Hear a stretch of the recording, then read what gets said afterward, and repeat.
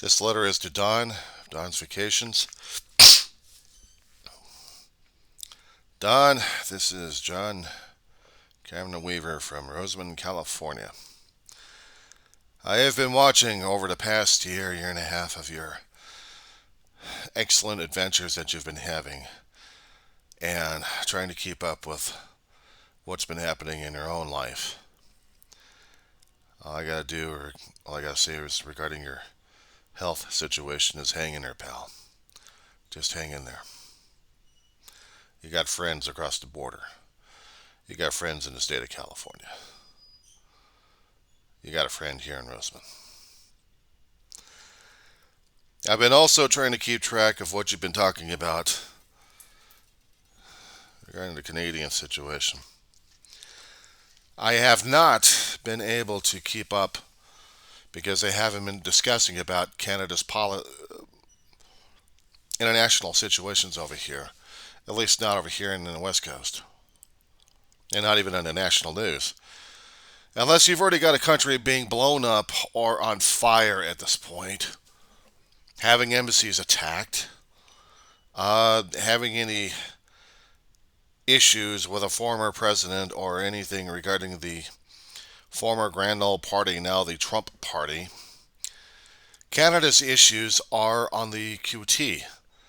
I imagine the foreign press are still trying to keep up with what's going on. And the Canadian media outlets are not being well known over here. They're not giving us information what's happening across the borders. And if they're not gathering enough news, it's a good indication that your government has been suppressing left and right. Now, I thought under your constitution for Canada that you have something similar to what we have regarding the freedom of speech. But apparently, I was mistaken. And it seems like your politicians are more in line and more inclined of what we have regarding the Trumpsters at this point over here, using the democratic system as a quasi state or as a shield in order to set up a more autocratic society. One party, one rule. It's like they're taking a page out of Tolkien's book regarding the Lord of the Rings and having the One Ring rule all.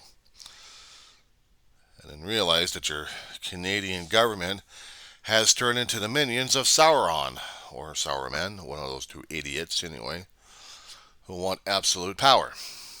And we almost had almost a theoretical democratically elected president trying to do that, and he's still doing the influence over here. Decades ago, we had a radio broadcaster named Rush Limbaugh. He dictated a course of action regarding the conservative policy for decades. As soon as his followers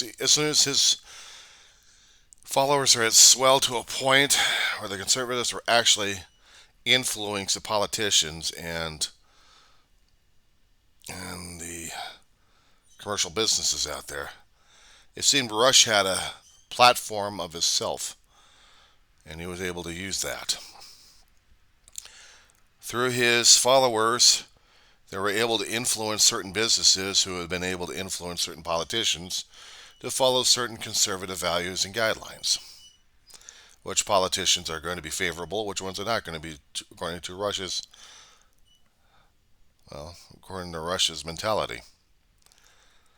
And it seems like we're following the same situation here because both democracies are getting their asses kicked. Now, yours, I understand, is parliamentary. You're almost completely based off of what England has regarding their parliamentary system, even though it is democratic and then people do vote for it. In contrast to what the United States legal system is and how we're set up in our own U.S. Constitution. But nowhere had we ever had government systems actually saying that we're going to limit free speech of every sort because we're doing it for protection. No, they're not, and you're quite right about that. That's not protection. That's bully, and that's autocratic. So as I said before in my comments over there, you fight like hell. Your videos are one way of saying the word no to them. And you have to have more Canadians from every province to do so. You've got several out there. You need to reach them all. You need to have people say no. You need to have people rally. You need to be out there marching in the streets, protesting. And yes, drive the government system out of its frickin' mind. The people have to take back the government. And I hate to follow this particular mentality over here because we had the same situation happening during the last few years. The movements of trying to take back the government. Well, in your situation, the legal system has to work. The bill has to be squashed. The people have to let the government know they will not stand up for this. I am one citizen in the United States. I'm just one. I don't have the multitudes. I'm slowly trying to gain it. My remarks are controversial and drive people crazy because I talk too damn long. I don't make it short enough for their attention span to follow through. I talk at great length because I have a lot to say of what I've learned and what I observed. I'm no damn expert in anything. I'm 55-year-old fart here. I've been in college for about 5.5 years already. At a community college level. I screwed up a lot of things in my lifetime. But I've also learned a lot of things in my lifetime. And in learning a lot of things, there's so much knowledge. Don, you've had it. You've got the experience. You're in the same age bracket I am. You've been in Canada for a hell of a long while. You've seen the differences. And you got to talk to them on their level. You got to tell them, look, my fellow Canadians, we have an issue. We have to do this. We have to let our government know we're not going to stand for this. We're going to march. We're going to protest. We're going to do whatever we can. Without physical violence, without clashes in the streets with guns or knives or breaking things left and right. You've seen our riots out here. When we get nut jobs in between the regular rioters, and then the whole hell breaks loose, and then the whole thing was worthless. But at this point, peaceful rallies and a way of saying no to the government of what they're doing. You have to take control, Don. You have to take control. Now, I may get my ass blasted on this one from Google, from Facebook, from anyone else. I am not in nowhere near advocating.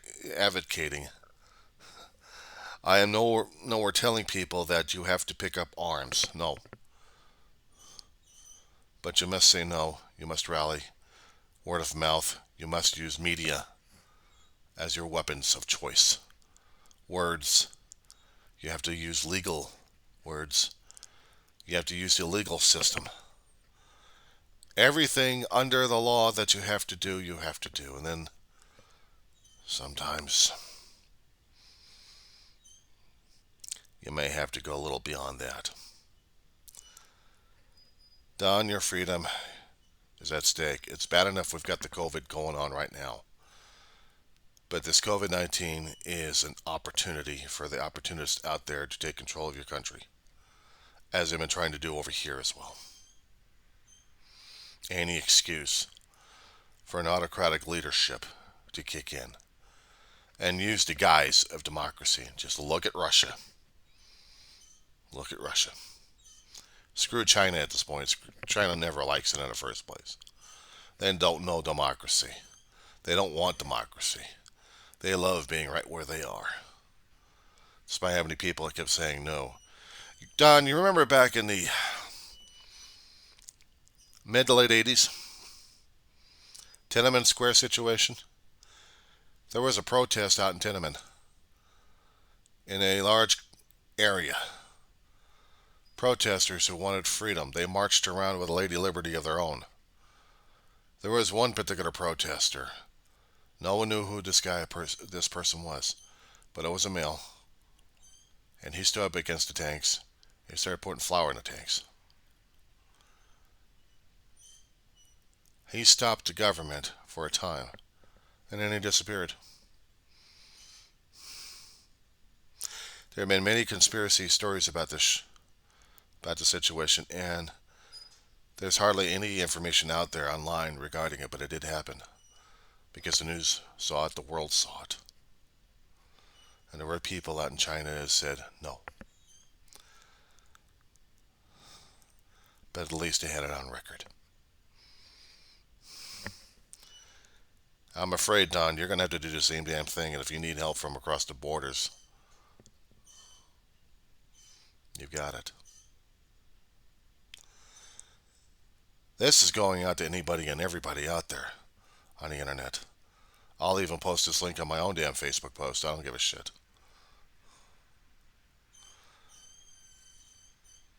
You got a friend. You got a mouth here. And I'm not afraid. Hang tough, cruise boy. We'll get them ships sailing yet, but we'll get the Canadian flag flying high with pride and dignity as it should have been. And this is coming from a guy who still is grateful to be an American and still has to rediscover what it is to be an American.